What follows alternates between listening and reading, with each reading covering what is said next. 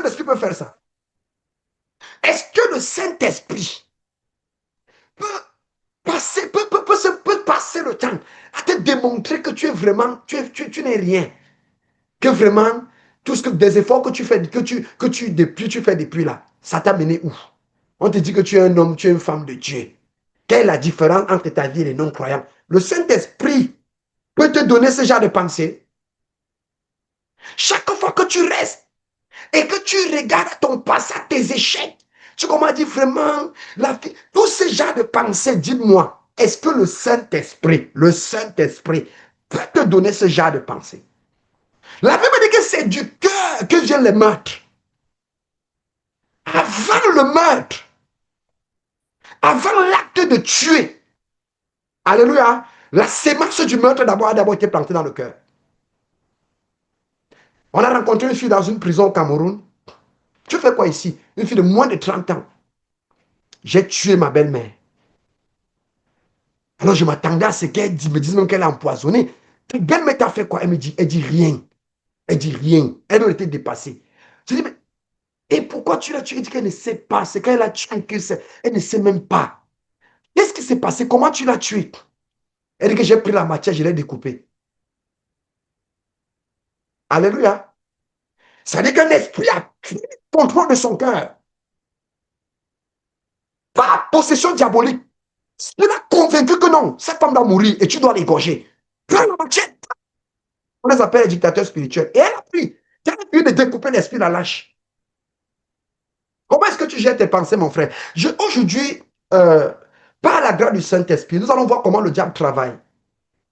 Et je prie qu'après ce moment, que le Saint-Esprit t'accorde la grâce de balayer ses stratagèmes chaque fois qu'il viendra.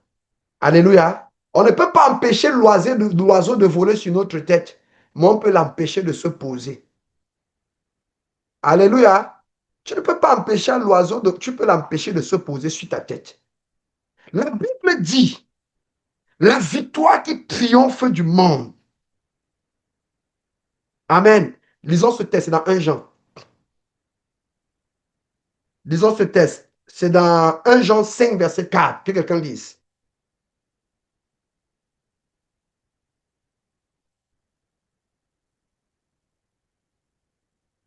Quand je parle de cœur, je parle de pensée, c'est la même chose. Hein. Alléluia, comprends ça, c'est comme ça. Oui, quelqu'un peut lire. Je vais lire 1 Jean 5, verset 4.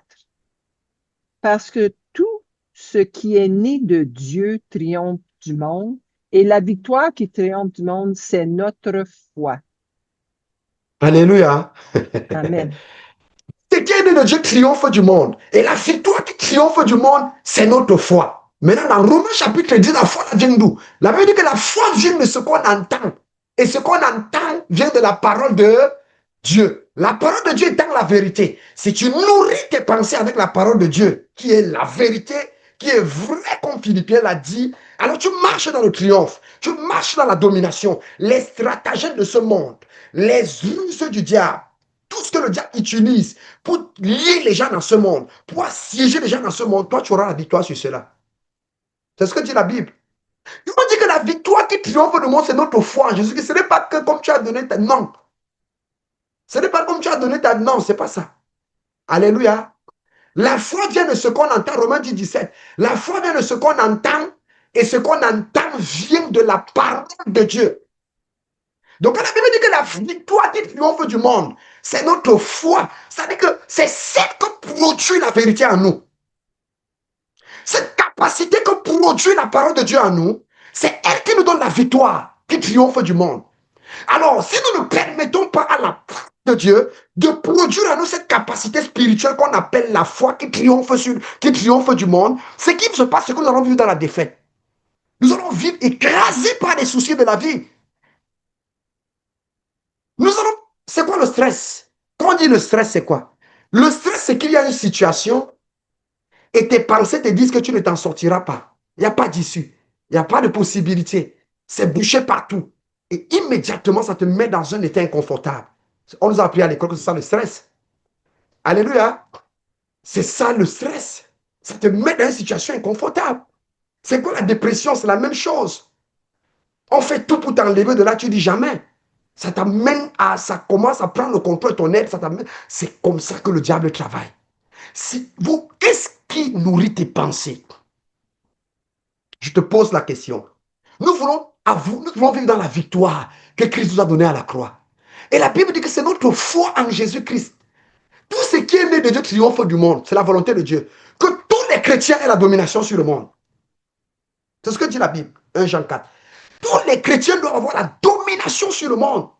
Tous les chrétiens doivent marcher dans la volonté de Dieu, doivent accomplir leur destinée dans ce monde.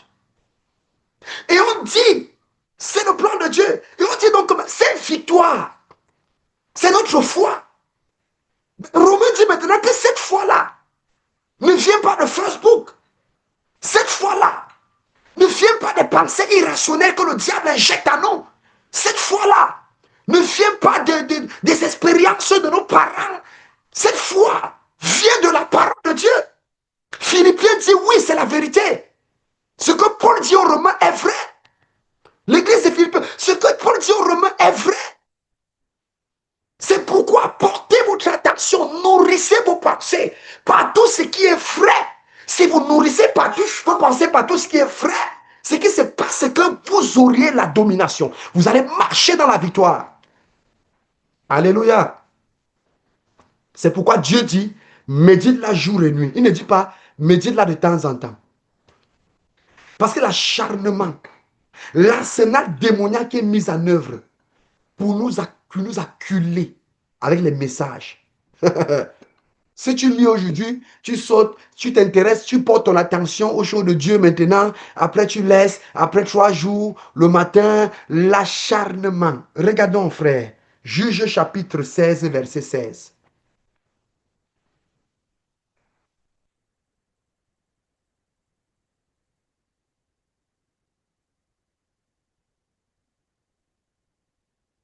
Quelqu'un peut lire pour nous? Juge 16, verset 16.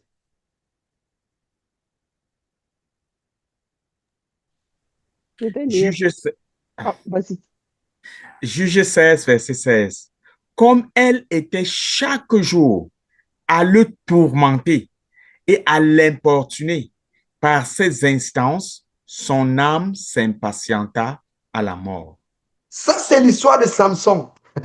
Alléluia. Le gars a une parole qui doit dominer son être. On ne doit pas couper tes cheveux. Ton appel est grand. Tu dois libérer Israël. Alléluia. C'est un secret qu'on a gardé. C'est la parole de Dieu. Il doit repasser ça jour et nuit dans ses pensées. Ce qui se passe, c'est qu'il s'est laissé influencer par un mauvais esprit. Dalila, elle est la symbolique des puissances et des ténèbres, des esprits, d'une catégorie de démons que la Bible appelle le prince de la puissance de l'air. La Bible appelle, il y a une catégorie de démons que la Bible appelle, c'est-à-dire qu'ils sont gouvernés par un chef de Satan qu'on appelle le prince de la puissance de l'air. La stratégie, c'est l'information, l'orientation. C'est les Dalila sur le plan spirituel. Quand tu te lèves le matin, ils sont derrière toi pour injecter, pour te parler l'intensité avec laquelle ils polluent nos pensées. Vous ne pouvez pas vous imaginer. Quand Dieu dit médite jour et nuit, c'est que Dieu connaît la fin avant le commencement. Dieu est en train de vouloir résoudre un problème important sur le plan spirituel. Dieu est en train de vouloir nous sécuriser sur le plan spirituel, mais on n'a pas compris. On a cru que Dieu voulait qu'on ait la connaissance des versets bibliques. C'est pour ça qu'il y a beaucoup de gens qui ont la connaissance des versets, lui, regardent leur vie. C'est des misérables. Alléluia. Regardez la vie, d'autres vivent dans la débauche. Ce n'est pas qu'ils n'aiment pas Dieu. Écoutez, parfois vous voyez les gens qui vivent dans le péché, ne croyez pas que vous aimez Dieu plus qu'eux. Hein. Ils sont tombés. Il faut prier pour eux. Alléluia. D'autres sont tombés. D'autres, c'est des géants qui sont tombés. Parfois, ils sont tombés dans les temps de faiblesse. Ils ont eu un choc. Ils ont négligé cet exercice spirituel. Le diable a profité, là, il y a avantage d'eux. Il faut prier pour eux. Et pendant qu'on prie pour eux, prenons garde. Faisons attention. Voilà un individu bien-aimé dans le Seigneur, qu'on appelle Samson. C'est un grand en Israël, qui est un grand bien-aimé dans le Seigneur. Dieu l'a choisi pour libérer son peuple. Ce qui se passe, c'est que il a une femme qu'on appelle Dalila. Elle n'a rien fait pour le vaincre. Elle n'a pas vaincu Samson avec la machette. Elle n'a pas vaincu Samson avec le couteau. Elle n'a pas vaincu Samson avec l'armée. Samson était fort. Quand l'adversaire venait face à face, Samson tabassait. Quand l'adversaire venait de n'importe de quel côté, Samson tabassait. Comment Samson est tombé? La pression. Mon frère, le temps que tu mets pour écouter les messages qui détruisent ta paix, c'est la même chose que le diable fait aujourd'hui avec toi et moi. Il ne nous laisse pas le temps de gérer nos propres pensées, et c'est parce que nous le lui permettons. Il nous accule. Oh, regarde comment tu es. Est-ce que tu vas t'en sortir? Ceux de ton âge sont comme ça. Ceux de ton âge sont déjà cessés. Depuis que toi tu es au Canada, regarde ta vie au Canada. Nanani, nanana. Il ne nous laisse pas de repos, il ne nous laisse pas de répit. Nous, notre tour. Nous ne donnons pas sérieusement du temps au Saint-Esprit pour qu'il nourrisse nos pensées. Nous avons pris, ça dit que les textes qui nous demandent de nourrir nos pensées, de porter notre attention sur ce qui est vrai à la légère. On donne beaucoup de temps aux réseaux sociaux qui pilulent nos pensées. Nos cœurs se nourrissent de quoi? De ce qu'on voit, de ce qu'on entend, de ce qu'on sent, de ce qu'on touche, des cinq sens. La Bible dit que l'œil, c'est la lampe du corps. Si tes yeux sont dans les ténèbres, le corps tout entier est dans les ténèbres. Ce qu'on entend, ce qu'on entend, ce qu'on entend, ce qu'on entend. Et Philippiens dit, portez votre attention. D'autres versions disent, nourrissez vos pensées. Avec quoi est-ce que tu nourris tes pensées? Ton attention est portée sur quoi? D'autres, leur attention n'est même pas portée sur l'impiété. D'autres, c'est exclusivement sur les richesses de ce monde.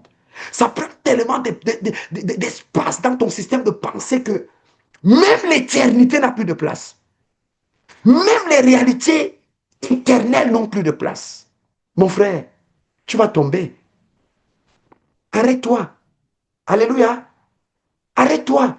Examine-toi. Je te parle à toi, je parle à moi-même. Examinons-nous. Comment nous gérons nos pensées?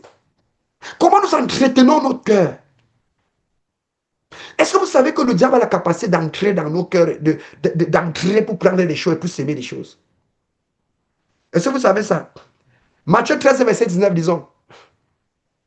Et on va continuer avec Samson. Matthieu 13, verset 19.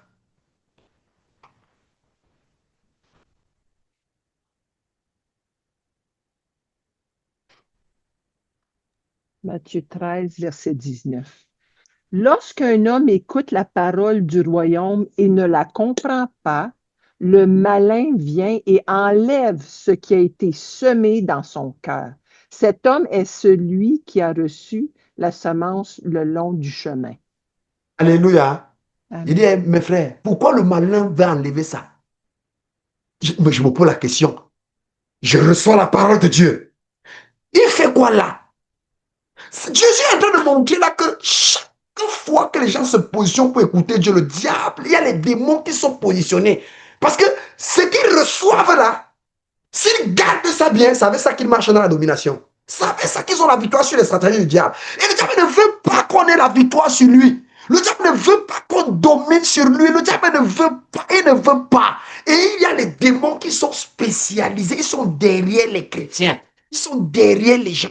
Pour empêcher que la parole de Dieu soit plantée, gardée en nous. Parce que la victoire qui triomphe du monde, c'est notre foi. Alléluia. Et la foi vient de quoi? De la parole de Dieu. La foi vient de ce qu'on entend. Ce qu'on entend vient de la parole de Dieu. C'est-à-dire que tu nourris tes pensées avec quoi? Tu nourris ton cœur avec toi. Si tu nourris ton cœur, comme Philippiens le dit, avec la parole, avec ce qui est vrai, avec ce qui est pur, avec ce qui est digne d'approbation, mon bien-aimé dans le Seigneur, qu'on ne te mente pas. Tu vas marcher dans la victoire. Là où les gens stressent, tu n'auras pas de stress. Là où les gens pleurent, tu ne vas pas pleurer. Alléluia. Comment est-ce que les gens sont découragés? Le découragement vient d'où? Le découragement vient de nos pensées. Ça vient de nos cœurs. De ce que le diable sème dans nos pensées. Le découragement vient de ces démons qui sont gouvernés par le prince de la puissance de l'air.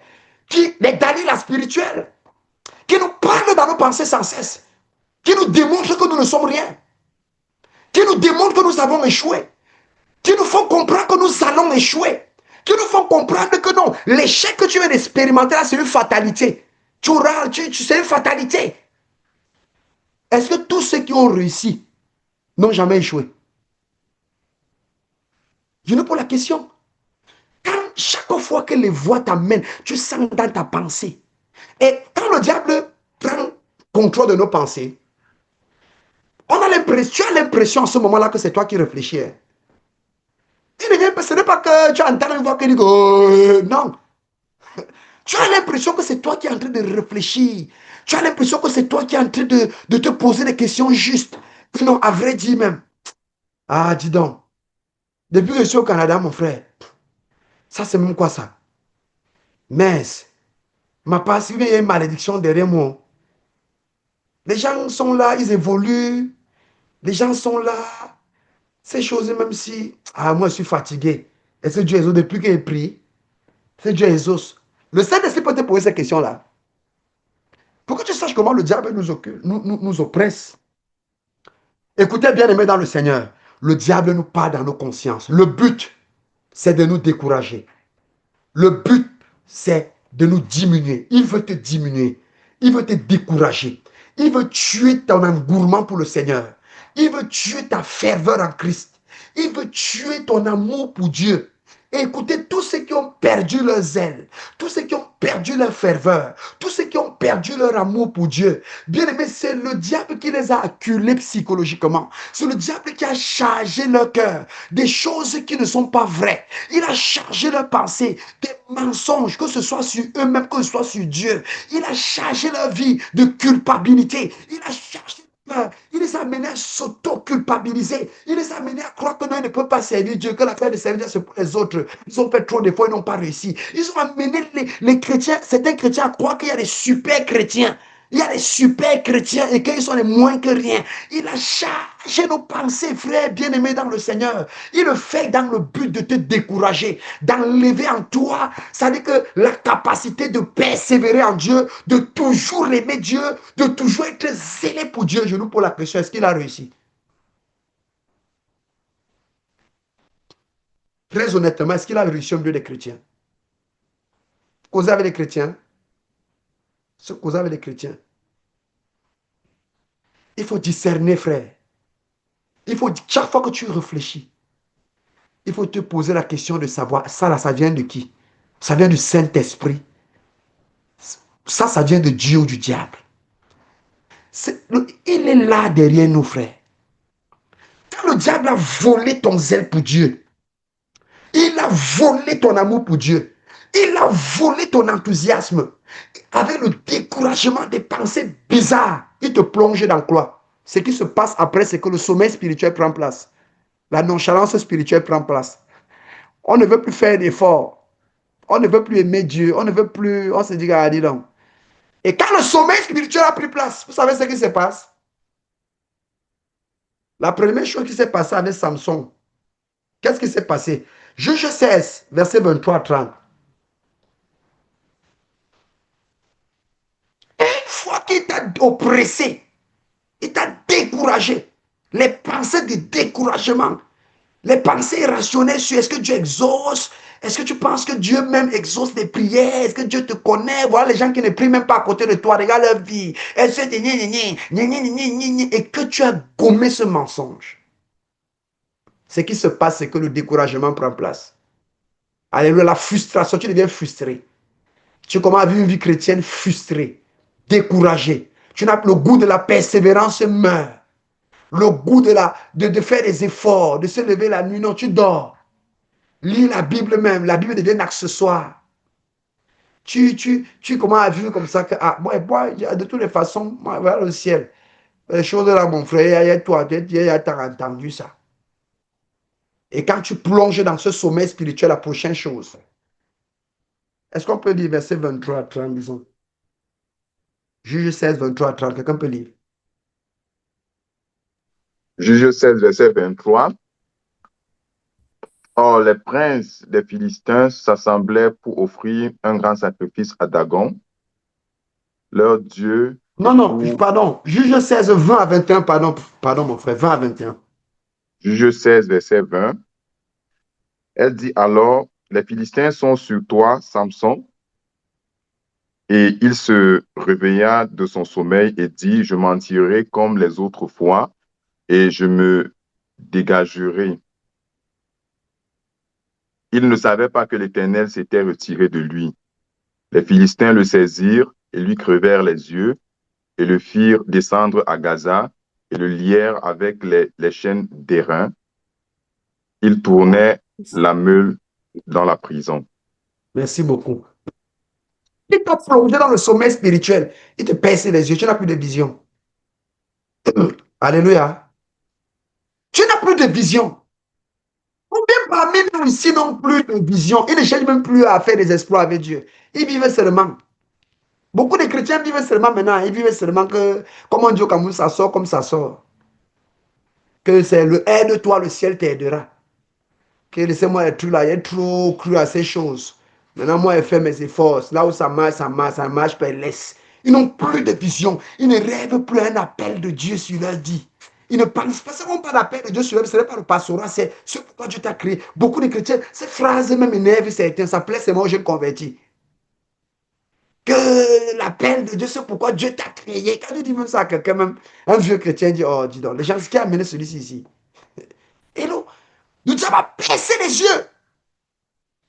Quand on plonge dans le sommeil spirituel, rappelez-vous que le diable était un voleur. La deuxième chose, regardez, quand Salomon vient de prendre le pouvoir, le premier dossier qu'il juge, c'est une transaction qui a eu lieu pendant que les gens dormaient. Deux femmes dormaient. Elles avaient deux bébés. Dernièrement, un bébé est mort. On est dans le sommeil spirituel, la mort est à côté. La mort de la vision. La perce les yeux de Samson. Alléluia. La mort spirituelle est là, quand on est dans le sommeil. Un bébé est mort. L'autre a été volé. Le diable était un voleur. C'est les deux choses qui sont passées. Il ne sait que voler, égorger, détruire. Il a tué un bébé et il a volé l'autre. C'est les deux choses qui se passent dans les vies de tous ceux qui sont dans le sommeil spirituel. Le sommeil spirituel vient d'où? C'est les puissants de ténèbres qui t'accueillent avec des messages de mensonges, des choses qui ne sont pas vraies. Sur toi, sur ta vie spirituelle. Est-ce que si tu as péché, Dieu ne pardonne pas les péchés? Hein? Pourquoi le diable réussit à te faire croire que tu es le dernier des derniers chrétiens? Non, c'est faux, frère. Si tu as péché, repens-toi. Si tu es sincère, ça ne prend pas 2 secondes à Dieu pour te pardonner. La Bible dit qu'il est fidèle et juste pour nous pardonner, nous purifier de toutes nos iniquités. Relève-toi. Demande-lui la grâce de te relèver, de te faire avancer.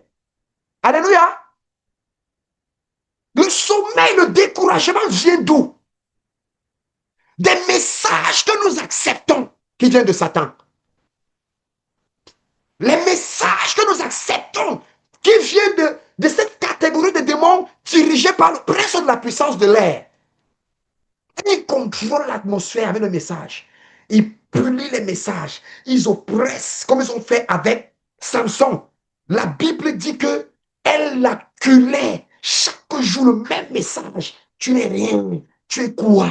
Depuis que tu es au Canada, regarde comment les gens évoluent. Toi, tu même ceux qui sont payés sont mieux que toi. Regarde le genre de boulot que tu as. Tu as toujours les boulots de second rang. Tu es ceci. D'autres même, ça les amène jusqu'à la dépression. Mais est-ce que la vie, c'est la course de vitesse? Est-ce que la vie, c'est la compétition? On va mourir le même jour. Les gens que tu regardes, tu vas mourir le jour qu'ils vont mourir. Vous avez le même appel. Tu combats, tu fais la concurrence avec qui? Alléluia. Est-ce que le Saint-Esprit peut venir te... Je te pose la question. Ce genre de message peut venir du Saint-Esprit. Il peut venir te dire que oh, tu n'es rien, les autres évoluent, depuis que toi tu es là. Toi-même, tu crois que ça vient de qui? Ça vient des démons. Je te dis que ça vient des démons, ça ne vient même pas de toi-même. Ne crois pas que c'est toi. Parce que quand ça vient, tu as l'impression que c'est toi qui réfléchis. Ce n'est pas toi, mon frère. Ce n'est pas toi, ma soeur. Il fait ça, il te découvre, tue ton zèle. Il tue ton désir d'aller loin avec Dieu. Ton engouement spirituel, ta détermination. Et ce qui se passe, c'est quoi? C'est que quand il a volé, il a détruit ça avec ces messages-là, le découragement prend place. Quand le découragement prend place, tu deviens laxiste, superficiel. Tu plonges dans le sommeil spirituel. Et quand tu plonges dans le sommeil spirituel, il vient tuer, il vient percer tes yeux spirituels, tue ta vision. Il détruit, il a percé les yeux de Samson. Les deux femmes, quand Salomon a pris le trône, il a tué le bébé. Le diable ne sait que tuer, frère.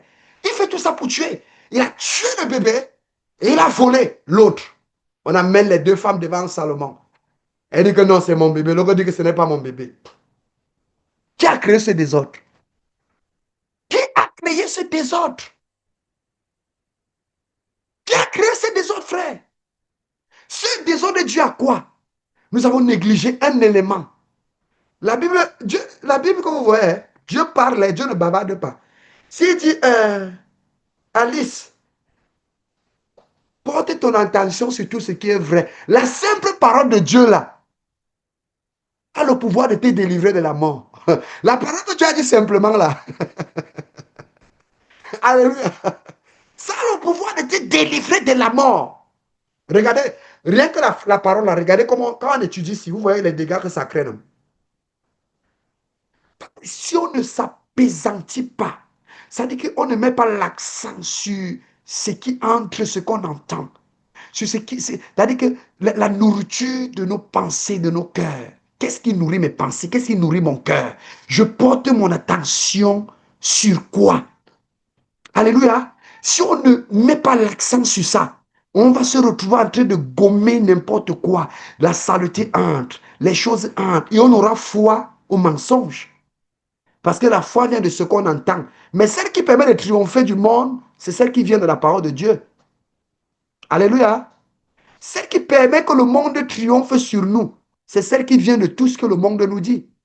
Les pensées que le diable nous injecte, ce que les réseaux sociaux nous disent, ce que le monde nous dit, toutes ces choses, frère. Il faut que tu corriges, ma bien-aimée. Mon bien-aimé, il faut que tu corriges. La Bible parle beaucoup du cœur. Alléluia. La Bible parle beaucoup du cœur. Quand tu tombes dans le sommeil spirituel, la mort est à côté. Le diable tue ta vision. La mort précoce, même Samson est mort avant le temps. Ça a commencé où? Dalila a culé les pensées. Il réfléchit.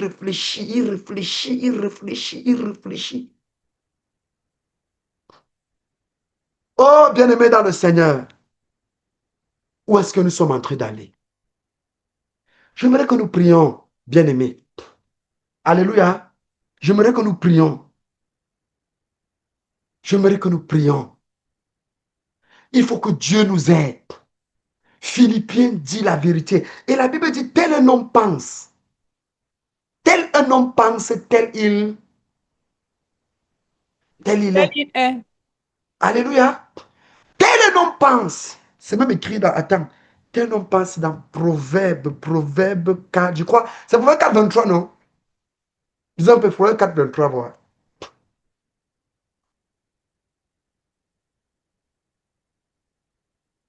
Vingt-trois 7. Proverbe 23 7. Pardon, lis-nous un peu ça, ma mère.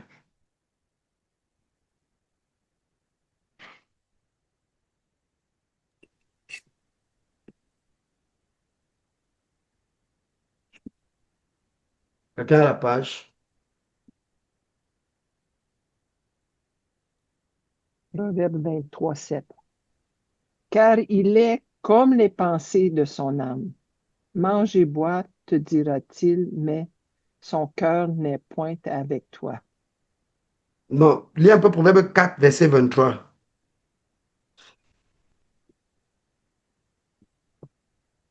Mhm. 4, 23. Garde de ton cœur plus que toute autre chose, car de lui viennent les sources de la vie. Amen. Proverbe Amen. 23. Oui, 23, 7. C'est Oui, ça. Ça que tu as dit tout à l'heure. oui, pardon, Christian, c'est ça. D'autres versions disent exactement comme tu dis là, mais lui, c'est, Yeah. oui, c'est vraiment, oui, Tel un homme 23, pense. 7. Mhm. Amen. Amen. Tel un homme pense, tel il est. Ça veut dire qu'un voleur, ce n'est pas l'acte de voler qui fait de lui un voleur. Dieu, sur le plan spirituel, son cœur, il est un voleur depuis. D'abord, Jésus l'a dit. Jésus dit que ce n'est pas qu'un homme commet l'adultère. Que quand il a regardé, c'est même pas pour la convoiter. Donc, quand le diable a injecté ça en lui et qu'il a entretenu ça, il est déjà coupable. Alléluia. Bien aimé, examinons. Ceci est la parole de Dieu. La parole de Dieu, c'est un secret que Dieu donne à ses enfants sur comment est-ce que fonctionne le règne spirituel et l'ennemi de nos âmes. Alléluia. C'est la parole de Dieu. Et ça doit nous amener souvent à juger nos pensées. Chaque fois, parce qu'il vous dit, il est derrière tout chrétien. Il l'occule, il l'oppresse. Chaque fois que nous avons certaines pensées, parfois, avant de prendre certaines décisions, pose-toi la question de savoir, est-ce que le Saint-Esprit peut me dire ces choses? Est-ce que le Saint-Esprit peut me parler mal de quelqu'un? Est-ce que le Saint-Esprit peut être en train de m'amener à réfléchir de façon à traiter très mal un être humain? Est-ce que le Saint-Esprit peut me diminuer? Est-ce que le Saint-Esprit peut me dire des choses pour me diminuer, pour me vider de mes forces? Alléluia. L'une des preuves, c'est le Saint-Esprit qui nous parle. La Bible dit, la paix de Dieu qui surpasse toute intelligence. Garde ton cœur et tes pensées en Jésus-Christ. Une paix t'envahit. L'une des preuves que parfois ce sont les démons qui nous parlent, c'est que nous sommes vidés de nos forces. Alléluia. Tu perds les forces. Tu perds le goût. Tu perds la joie. Pourtant, la Bible dit, soyez toujours joyeux. Qu'est-ce qui te fait perdre la joie? Comprends que les pensées là viennent des démons. Et il faut lier cet esprit. Quand ça vient, tu dis, méchant, je te lie. Viens mes pensées au nom de Jésus-Christ. Tu vas voir comment tu seras soulagé. Alléluia. Même quand tu es face à un échec, ce n'est pas fini pour Dieu. Alléluia. Ce n'est jamais fini.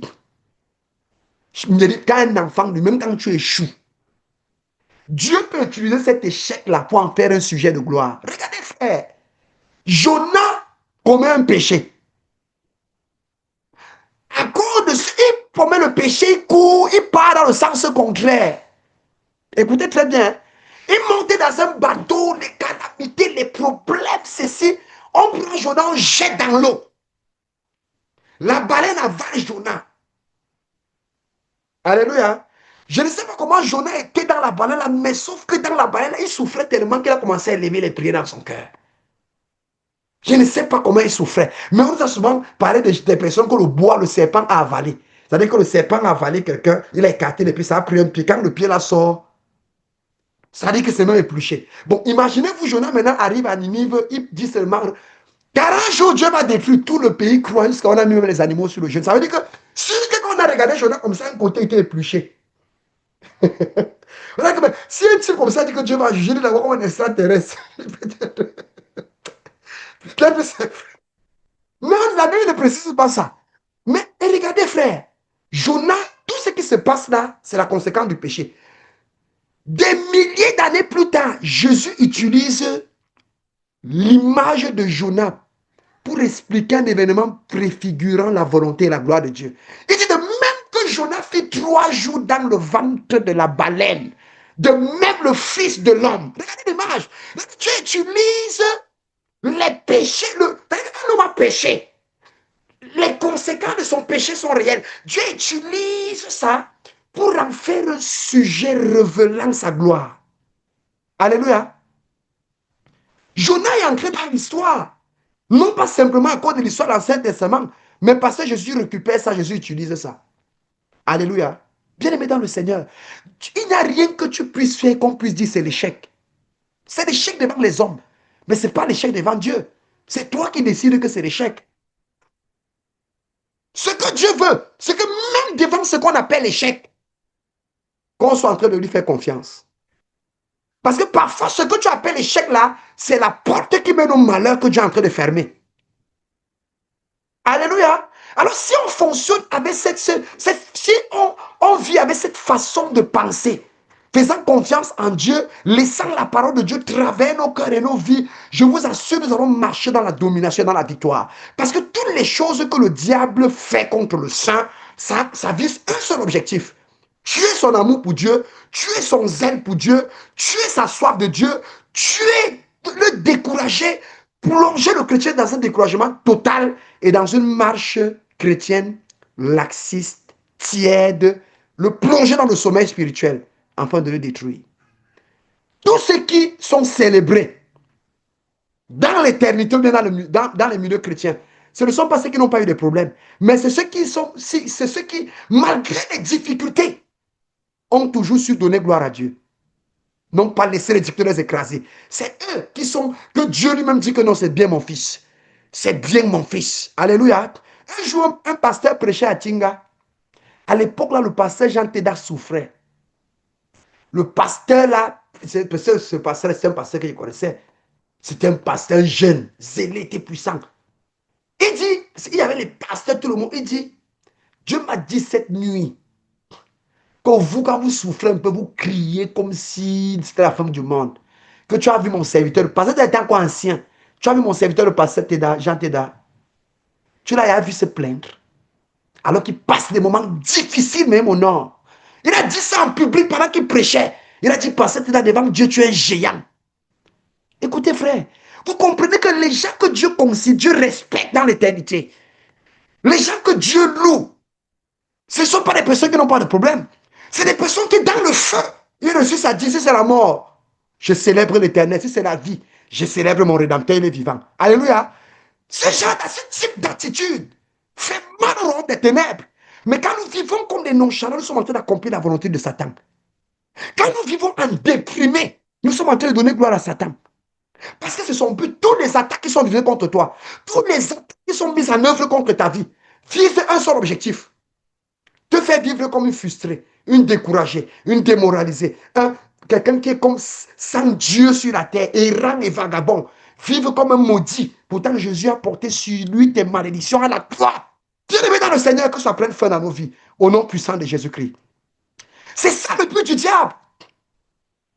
C'est ça. Parfois, il va s'appuyer sur un péché que tu as commis depuis longtemps pour te rabouer. Non, mon frère, non.